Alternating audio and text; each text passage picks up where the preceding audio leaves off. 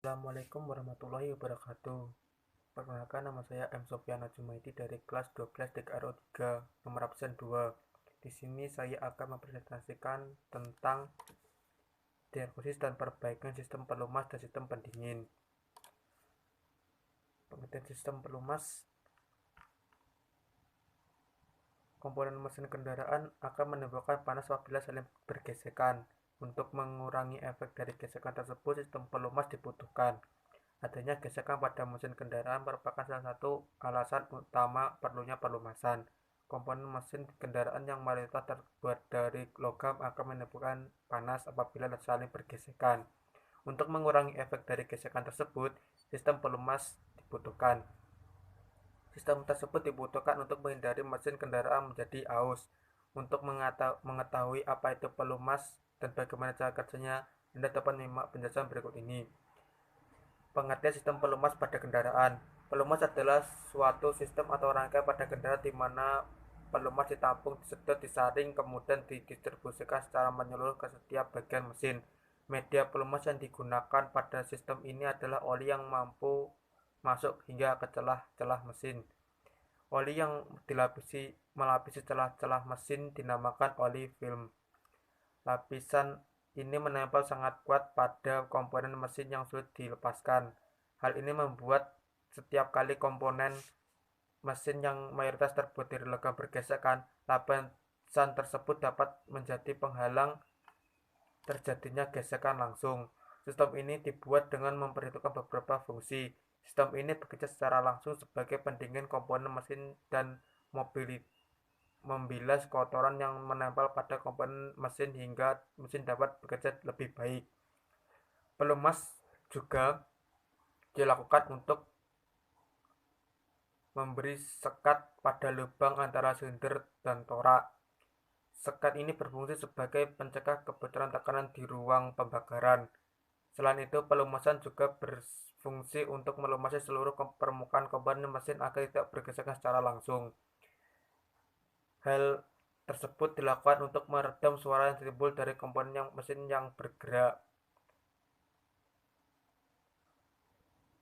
serta agar tidak terjadi keausan pada komponen mesin hingga mesin menjadi lebih awet dan kendaraan Anda menjadi nyaman untuk dikendarai. Komponen sistem pelumasan. 1. Bak oli. Bak oli merupakan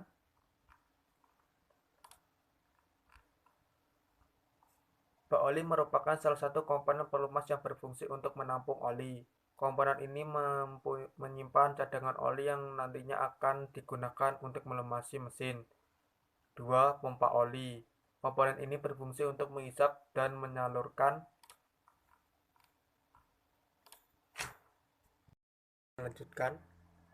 pompa oli.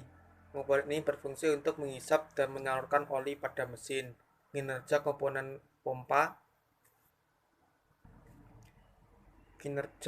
pompa oli bergantung pada putaran mesin dari camshaft, crankshaft, atau timing belt. Pompa oli bekerja dengan menyalurkan oli yang bertekanan ke semua saluran mesin. Kemudian oli tersebut pada akhirnya dibuang melalui saluran perkaitan yang berada di ujung pompa. Proses ini bertujuan untuk melumasi seluruh bagian lain dari mesin yang terbuka. Adanya pompa oli membuat seluruh komponen mesin mendapat pelumasan tanpa tekanan. 3. Filter oli. Komponen lain yang digunakan dalam sistem pelumasan adalah filter oli. Komponen ini bertugas sebagai penyaring oli dari kotoran sehingga oli tidak cepat kotor. Apabila oli yang diproses dalam sistem ini terkontaminasi oleh kotoran, maka pelumasan tidak akan berfungsi secara maksimal. Pelumas yang bekerja di sebuah kendaraan tidak boleh mengandung kotoran sedikit pun. Partikel dan kotoran yang ada di dalam oli dapat menyebabkan celah mesin yang rapat akan tergores. 4. Strainer. Komponen ini berfungsi untuk menyempurnakan kerja filter oli. Strainer atau penyaring dapat menyaring kotoran hingga yang berdiameter 1 mm. Komponen pompa oli berada di antara lubang pompa oli dengan pompa oli. yaitu bertugas sebagai lubang isap pelumas menuju pompa oli. Pressure valve. Pressure valve atau katup tekanan merupakan sebuah komponen pelumas yang bertugas untuk mengatur tekanan pelumas. Pengaturan ini dilakukan utamanya ketika mesin sedang bekerja dengan perputaran yang tinggi. Ketika mesin berputar tinggi, volume oli yang bergerak dari pompa oli mengalami pertambahan, sedangkan saluran oli memiliki batas kemampuan. Oleh karena itu, pengaturan tekanan pelumas dibutuhkan agar tekanan oli tetap stabil. Kerja dari komponen yang satu ini memiliki hasil akhir untuk mengembalikan oli pada caster. Proses ini berlangsung ketika tekanan pelumas dari oli sedang naik. Selanjutnya, switch oli.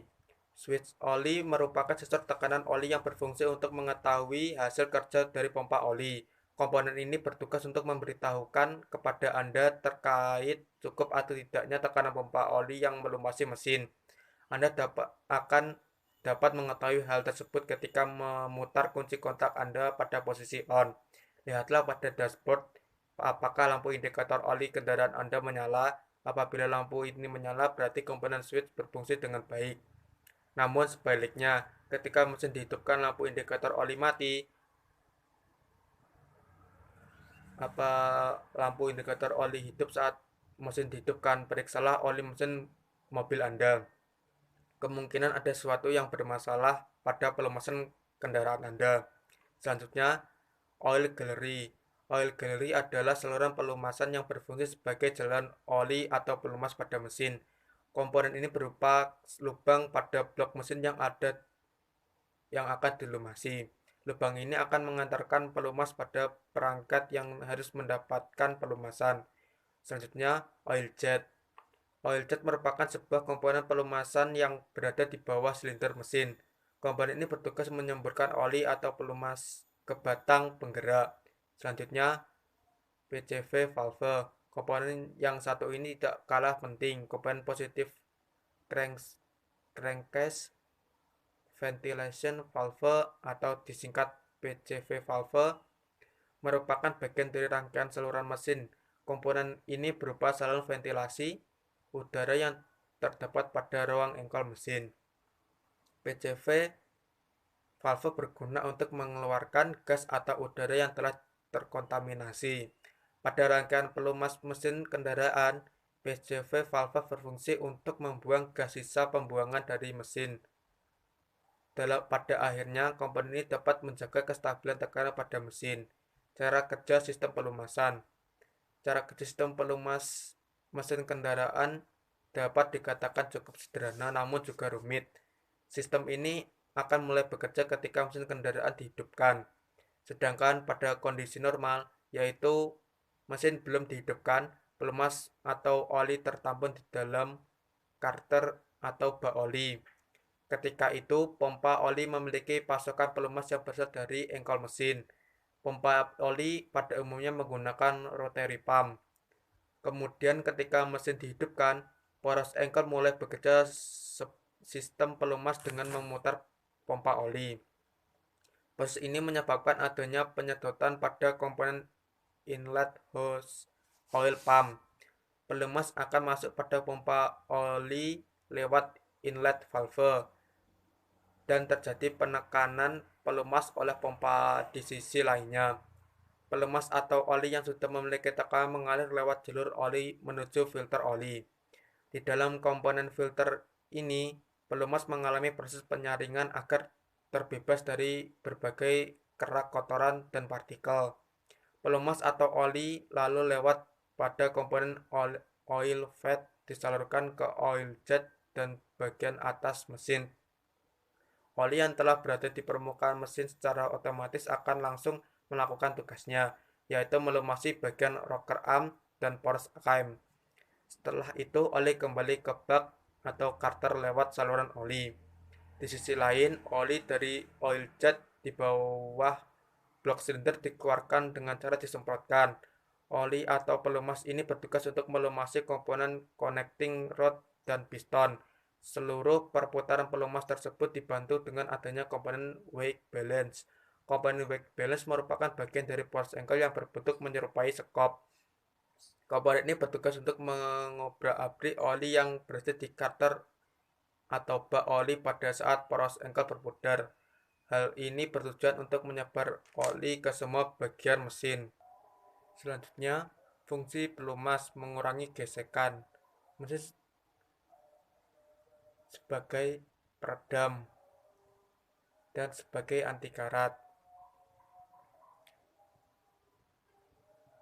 Bagian-bagian yang penting yang dari mobil yang memerlukan pelumasan adalah 1. Dinding silinder dan torak, 2. Bantalan poros engkel dan batang penggerak, bantalan poros cam, mekanisme katup, pena poros, kipas pendingin, pompa, dan mekanisme pengapian. Selanjutnya, macam-macam sistem pelumas. Seperti yang telah saya jelaskan tentang kegunaan dari fungsi sistem pelumasan, maka sekarang saya akan menjelaskan macam-macam sistem pelumasan. Sistem pelumasan pada kendaraan baik mobil atau sepeda motor dapat kita kelompokkan menjadi 3 macam, yaitu 1. Jenis percik atau splash type. Pada jenis ini stang seher dilengkapi dengan sendok yang berada pada ujung bagian bawah dari stang leher, sehingga saat mesin berputar, maka sendok pemercik akan memercikkan oli yang di bak oli ke dinding silinder dan bearing.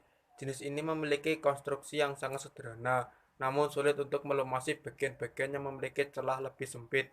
Karena itu sistem pelumas tipe ini sudah tidak lagi digunakan. 2. Jenis tekanan atau pressure fed type. Pada jenis ini, sistem pelumasan menggunakan pompa oli yang berguna untuk mensirkulasikan minyak pelumas. Jenis inilah yang sekarang digunakan pada kendaraan baik mobil maupun sepeda motor. Adapun pompa oli yang digunakan ada bermacam-macam, yaitu model roda gigi atau gear type dan model trokoid. Mengenal sistem pelumasan tipe ini akan saya bahas sendiri dalam proses berikutnya.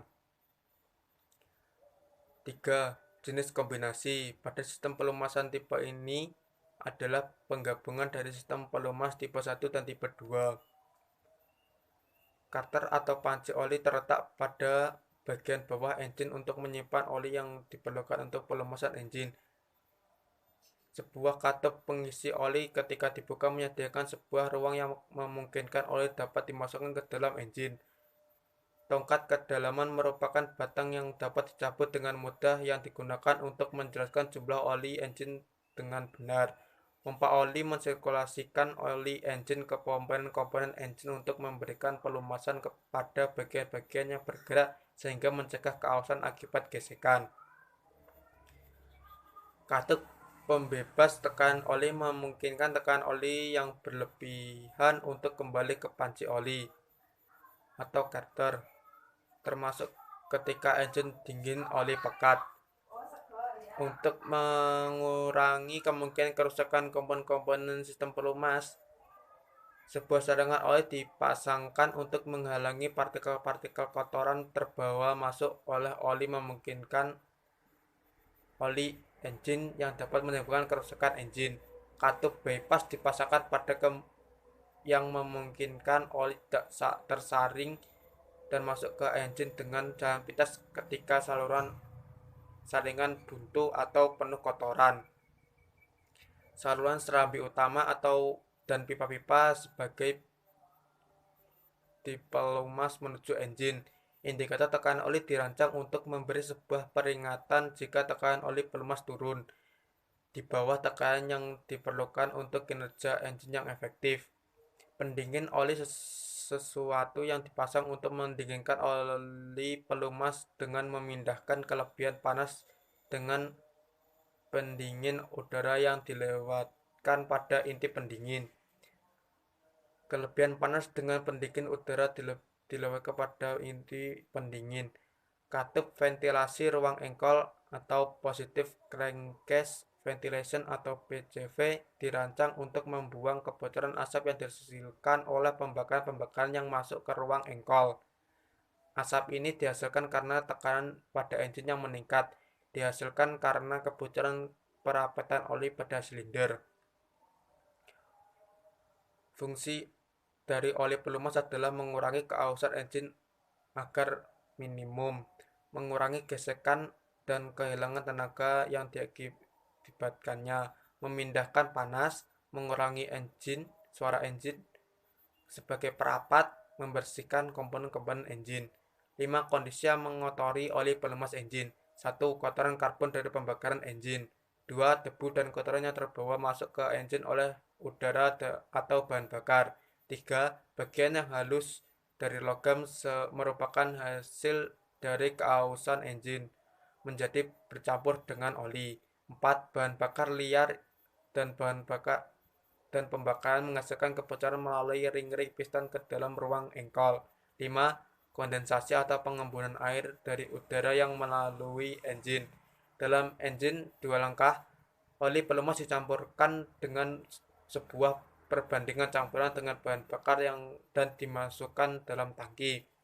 Campuran oli dan bahan bakar dikabutkan melalui karburator ke dalam ruang engkol. Disinilah pelumasi bagian-bagian bergerak engine. Cara lain dari pelumasan campur menggunakan pompa oli yang menekan oli yang diinjeksikan diatur oleh pembukaan katup gas. Beberapa engine menggunakan sistem pelumas penci kering.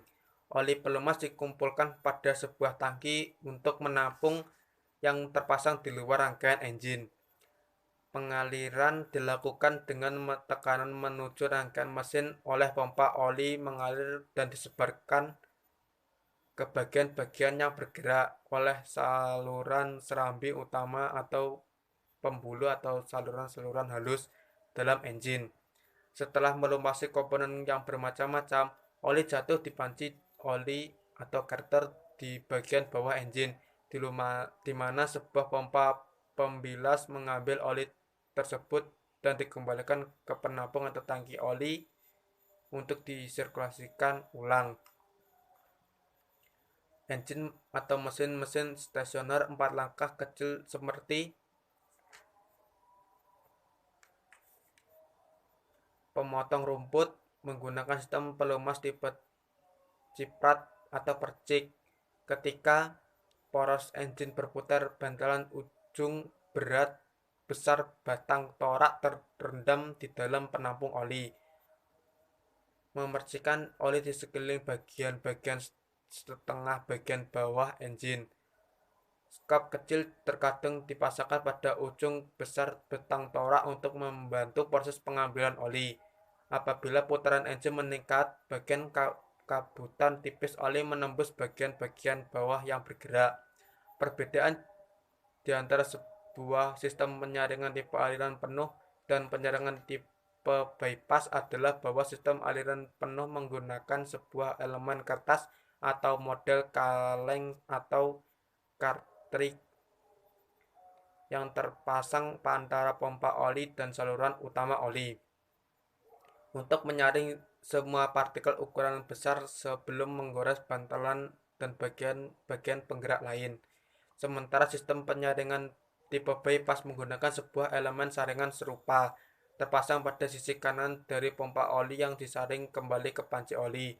Sebuah pembatas dipasang sehingga kira-kira 10% dari oli yang dialirkan pompa tersaring. Tipe-tipe yang berbeda dari pompa oli pelumas engine adalah 1. Pompa roda gigi, 2. Pompa rotor, 3. Pompa sabit. Engine menggunakan sebuah sistem pelumas mesin tipe tekanan juga memiliki tambahan sebuah saringan pengambil atau saringan kasar dari pengayak baja selain telah dilengkapi saringan oli dengan elemen kertas atau saringan halus. Saringan tambahan ini dipasang pada panci oli pada sisi masuk pompa oli dan terdiri dari sebuah saringan kasar atau pengayak. Fungsi primernya adalah untuk mencegah partikel-partikel besar terhisap naik ke pompa oli atau saluran oli. 2. Tipe indikator tekanan oli yang digunakan pada engine untuk menentukan kerusakan atau gangguan tekanan oli. 1. Lampu peringatan. 2. Pengukur tekanan oli. Beberapa pabrik memasang sebuah magnet kecil untuk mengetap panci oli yang menarik dan memegang partikel-partikel logam besi untuk mencegah partikel-partikel tersebut masuk ke pompa karena dapat menyebabkan kerusakan. Magnet akan dibersihkan ketika melakukan penggandaan oli. Komponen-komponen sistem pelumasan. Oli pressure switch, suatu komponen yang berfungsi sebagai switch yang menggantikan lampu peringatan bila tekanan oli tidak cukup pada saat mesin mobil dinyalakan. Oil pump, suatu komponen yang berfungsi untuk menarik oli yang berada di oil pump dan memompa oli tersebut ke saluran bagian mesin mobil. Relief valve, komponen ini bekerja untuk membebaskan tekanan dari pompa oli tekanan yang berlebihan. Oil strainer, komponen yang berupa saringan oli dan terpasang di saluran oli untuk memisahkan partikel yang besar dari oli. Oil filter, komponen ini berfungsi sebagai penyaring kotoran yang tidak diinginkan dari oli mesin yang secara bertahap dan terkontaminasi dengan kotoran besi dan lainnya. Apabila mesin mulai di start, gesekan antara bagian-bagian mesin akan mengurangi tenaga mesin. Oli pelumas yang memberikan pelumas secara tetap pada bagian-bagian mesin untuk mencegah dan membatasi keausan. Pelumasan ini dilakukan oleh sistem pelumasan mesin. Cara pemeriksaan minyak pelumas. 1. Tempatkan kendaraan di tempat yang rata. 2. Apabila kendaraan habis perjalanan atau panas, tunggu 30 menit. 3. Apabila kendaraan dalam kondisi dingin, hidupkan 1-3 menit kemudian matikan. 4.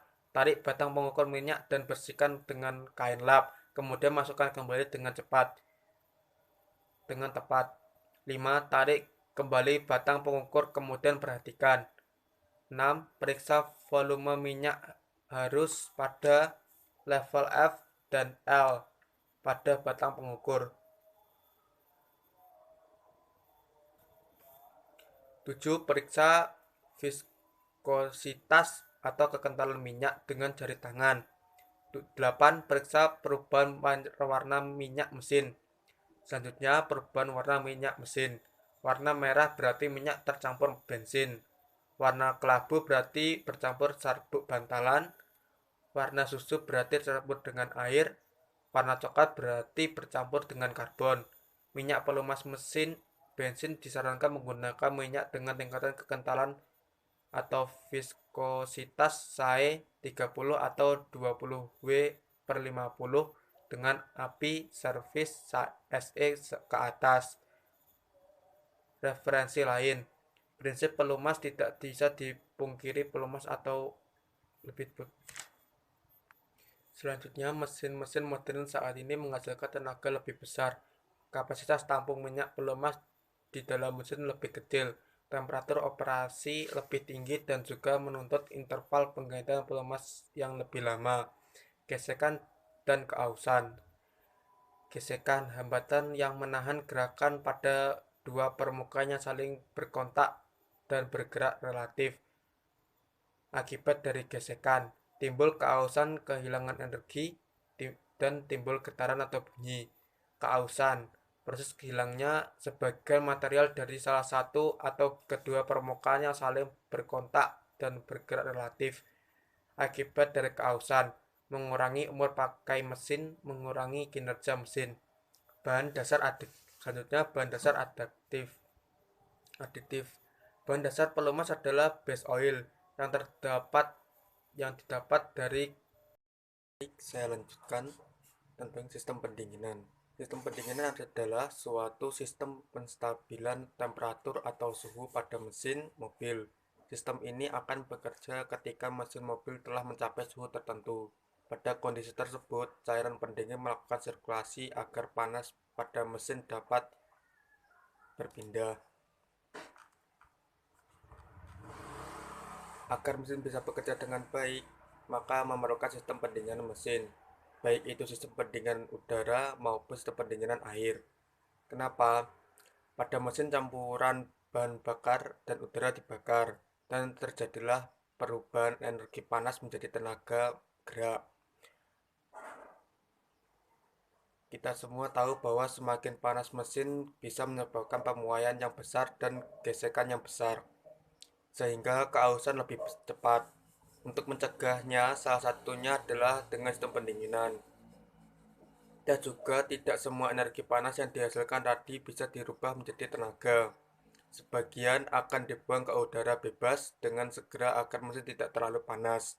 Menurut data, hingga 25% energi yang dimanfaatkan secara efektif dan 34% hilang ikut bersama gas buang dan sisanya sekitar 32 hilang karena pendingin dan sisanya diserap oleh mesin itu sendiri dengan tenaga gesekan dan lain-lain. Pabrik mobil juga terus melakukan pengembangan mesin untuk mencari bahan yang kuat terhadap panas. Sistem pendingin mesin juga dikembangkan teknologinya. Buktinya, kami sering menjumpai sistem pendinginan dengan termostat elektrik dan juga elektrik water pump. Tujuannya agar mesin atau sistem pendingin jadi lebih baik. Bukan berarti jadi lebih adem, tetapi pemanfaatan panas untuk energi jadi lebih baik. Fungsi sistem pendingin mesin. Fungsi sistem pendingin mesin adalah untuk menjaga temperatur kerja mesin tetap terjaga pada kondisi yang optimal atau suhu kerja mesin, dan pastinya sudah dihitung dan ditentukan oleh pabrik. Karena jika mesin terlalu dingin juga akan memiliki efek kurang baik. Contohnya bahan bakar jadi lebih boros pada mesin EV. Karena temperatur sensor akan membaca suhu kerja mesin di bawah suhu kerja dan mengatur campuran yang lebih kaya. Dan jika terlalu panas, komponen akan memuai berlebihan. Hal ini mengakibatkan gesekan mesin sehingga mesin jadi lebih cepat aus. Seberapa besar temperatur kerja mesin yang optimal? Suhu kerja mesin berbeda-beda pada setiap tipe mobil. Ada yang 80-90 derajat, ada yang 90-100 derajat, ada juga yang di atas 100 derajat. Tetap terakhir kita memeriksa Mercedes C200 W204, temperatur kerjanya sekitar 108-114 derajat. Alangkah baiknya memang kita melihat spesifikasi dari masing-masing mobil tersebut. B. Komponen sistem pendingin. Banyak komponen sistem pendingin mesin tergantung dari tipe pendingin dan teknologinya. Karena kita tahu terdapat dua tipe sistem pendingin mesin, yaitu sistem pendingin udara dan sistem pendingin air. Sistem pendingin udara memang sudah mulai ditinggalkan, terutama untuk mobil. Pada mobil memang masih cukup banyak digunakan karena memang tidak lebih sederhana. Di sini kita akan lebih banyak membahas sistem pendingin air. Mari kita bahas bersama-sama. Komponen-komponen sistem pendingin air. 1. Radiator. 2. Tangki cadangan atau reservoir. 3. Selang atas atau upper hose. 4. Termostat. 5. Selang bawah atau lower hose. 6. Kipas pendingin atau cooling fan. 7. Pompa air atau water jacket. Pompa air atau water pump. 8. Water jacket. 9. Heater core. Kalau yang di atas adalah sistem pendingin standar atau yang umum digunakan atau sistem pendingin air. Di bawah ini adalah mempunyai sistem pendingin mesin yang menggunakan engine management system, MAP atau MAP cooling system. Komponen-komponen MAP cooling system adalah 1. Radiator. 2. Kipas pendingin atau electric fan. 3. Termostat map cooling. 4. Electric heater. 5. Coolant level sensor. 6. Reservoir. 7. Turbo charger. 8. Heater. 9. Oil cooler. 10. Temperatur sensor. 11 electric water pump. C. Bagaimana cara kerja sistem pendingin mobil? Ketika mesin mobil dingin dan suhu kerja mulai belum tercapai. Ketika mesin baru hidup, perlahan-lahan panas mesin diserap oleh air pendingin yang ada di water jacket. Tetapi karena termostat masih tertutup, sehingga air pendingin yang dialirkan oleh pompa air belum bisa mengalir ke radiator untuk didinginkan. Air pendingin hanya akan bersirkulasi melalui saluran bypass dan dipompa kembali ke dalam mesin ketika mesin panas atau sudah mencapai suhu kerja. Ketika temperatur sudah mencapai suhu kerja mesin, maka termostat akan terbuka karena panas air pendingin di water jacket akan mengalir menuju radiator. Akibatnya, air pendingin akan didinginkan oleh radiator. Setelah temperatur turun, air akan dipompa ke dalam mesin untuk mengganti air pendingin yang sudah panas. Air akan bersirkulasi terus-menerus seperti yang dijelaskan di atas. D. Fungsi-fungsi masing-masing komponen sistem pendingin. 1. Radiator. Radiator berfungsi mendinginkan cairan pendingin yang dicairkan dari mesin. Air pendingin dari mesin yang panas akan masuk ke dalam radiator dan kemudian akan didinginkan oleh aliran udara yang melewatinya, baik dari kipas ataupun karena mobil melaju. Berdasarkan pengalaman, jika kita mengukur menggunakan termometer infrared, umumnya temperatur akan lebih dingin sekitar 10-15 derajat, diukur pada upper tank dan lower tank. Bagian-bagian radiator terdiri dari 1. Tangki atas atau upper tank, tangki bawah atau lower tank, dan inti radiator atau radiator core. Pada beberapa mobil, Anda akan menemui radiator dengan aliran samping seperti. Perhatikan juga ada beberapa radiator mobil dengan transmisi otomatis dengan transmisi manual. Pada kebanyakan radiator dengan transmisi otomatis, di dalam lower tank dilengkapi dengan oil cooler. Oil cooler ini yang digunakan untuk mendinginkan ATF dari transmisi otomatis. Walaupun pernah juga kami menemui beberapa mobil yang menggunakan ATF cooler yang terletak di luar radiator. Konstruksi ini juga yang harus kita waspadai, karena jika kita menemui air bercampur dengan oli, bisa jadi penyebab dari ATF cooler yang bocor dan rusak. Catatannya, setelah ganti radiator, periksa juga kondisi ATF apakah bercampur dengan air pendingin atau tidak. 2. Tutup radiator atau radiator cap. Pada umumnya radiator dilengkapi dengan tutup radiator yang bertekanan dan menutup rapat pada radiator.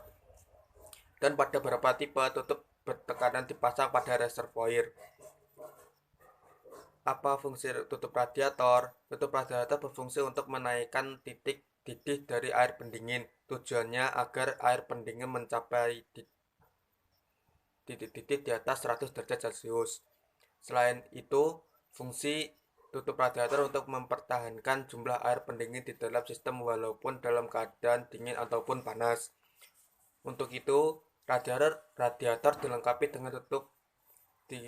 dengan katup pengukur tekanan atau relief valve dan katup vakum.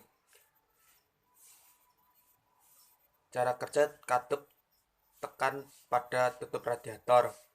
Pada saat mesin hidup, temperatur akan semakin naik sehingga tekanan juga akan meningkat. Ketika tekanan melebihi kemampuan relief valve, katup akan terbuka. Air akan mengalir ke reservoir.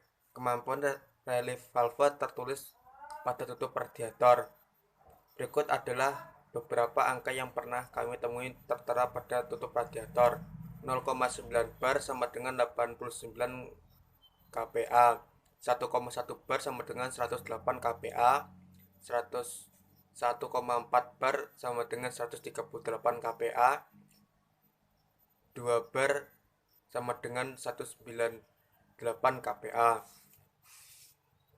Kalau kita amati, semakin tinggi angka yang tertulis pada katup, diikuti temperatur kerja mesin juga semakin tinggi.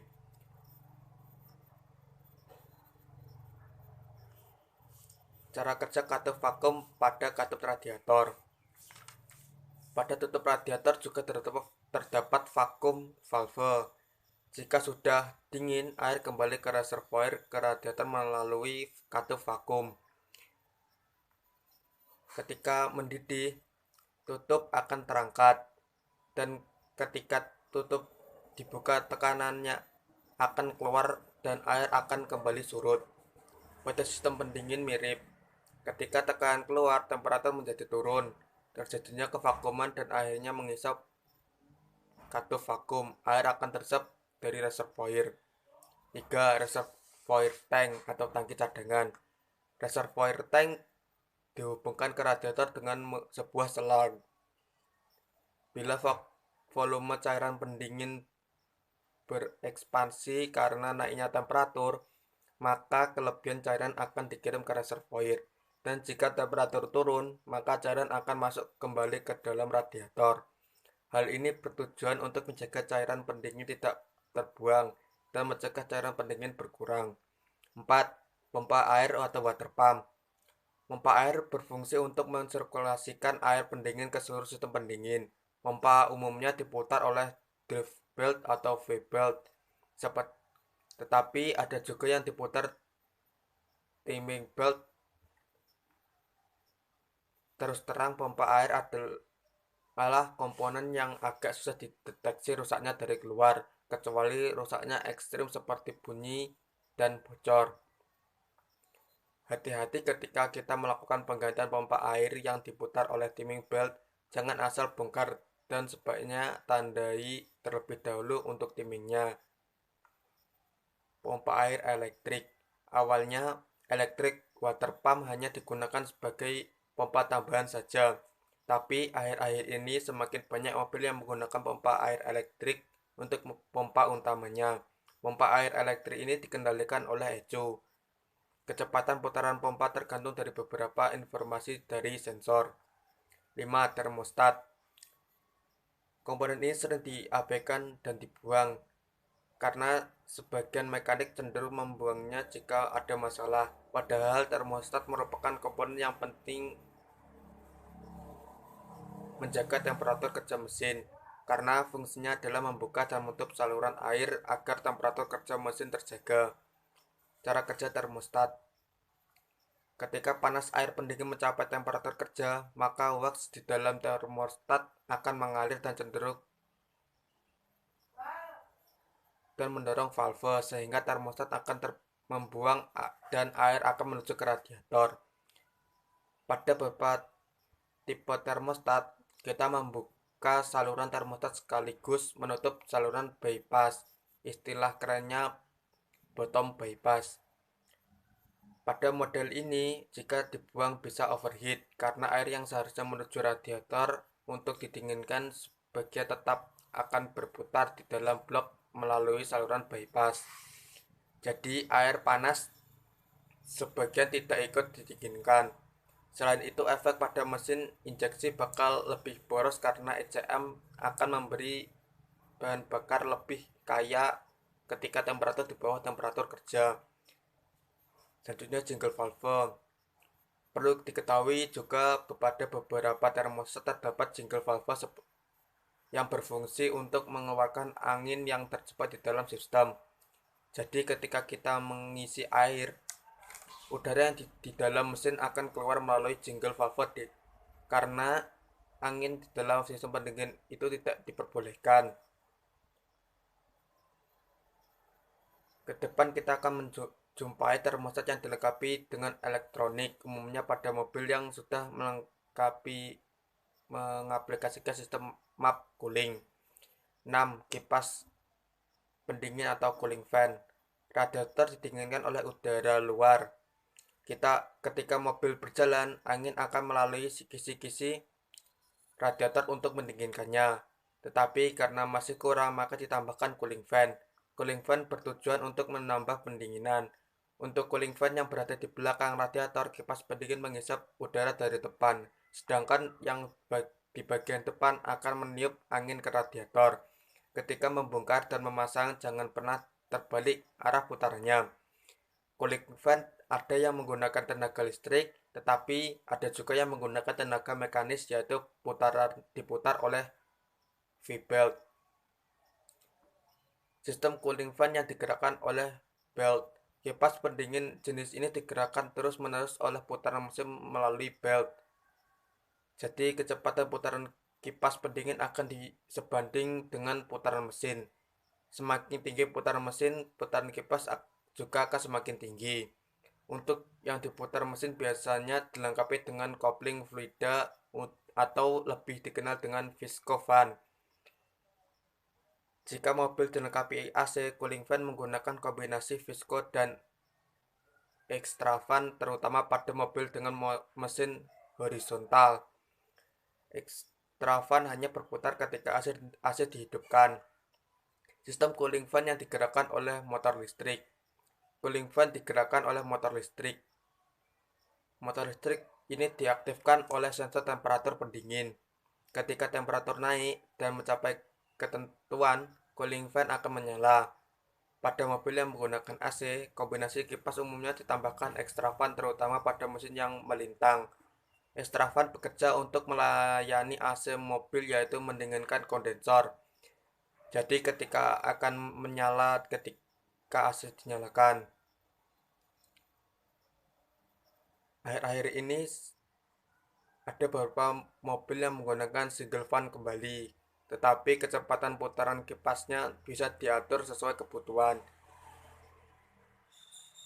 Jika dilihat melalui scanner, putaran kipas ditunjukkan dengan persen karena menggunakan PWM atau pulse width modulation. Jadi ketika AC dinyalakan putaran sekitar 40%, sedangkan ketika temperatur kerja putaran akan naik sekitar 70%. 7. Belt. Cooling fan umumnya digerakkan oleh belt bersamaan dengan komponen lain seperti water pump, alternator, pompa power steering, kompresor AC, dan lain-lain. Belt sangat sederhana sekali dalam pemindahan, tidak membutuhkan pelumasan. V-belt disebut V-belt karena mempunyai profil seperti huruf V. Bentuknya seperti itu karena tujuannya untuk menambah efisiensi pemindahan tenaga. Tapered belt atau drive belt. Bentuk belt saat ini kebanyakan bergerigi atau variable belt. Bentuknya lebih tipis dan mempunyai bentuk V yang disusun seperti rusuk. Belt bentuk ini lebih efisien dan tahan lama dibanding V-belt. Sedikit menambahkan untuk termostat. Fungsi sistem pendinginan bahwa fungsi termostat adalah untuk menjaga temperatur kerja. Selain itu juga untuk mempercepat suhu kerja mesin. Dengan kedua fungsi tersebut, termostat menjadi sebuah komponen yang cukup penting. Termostat adalah semacam katup yang membuka dan menutup secara otomatis sesuai dengan temperatur saluran pendingin. Ketika panas, air pendingin mencapai temperatur kerja, maka wax di dalam termostat akan mencair dan mendorong valve sehingga termostat akan membuka air menuju radiator. Sekian presentasi dari saya, bila ada kurangnya mohon maaf. Saya akhiri. Wassalamualaikum warahmatullahi wabarakatuh.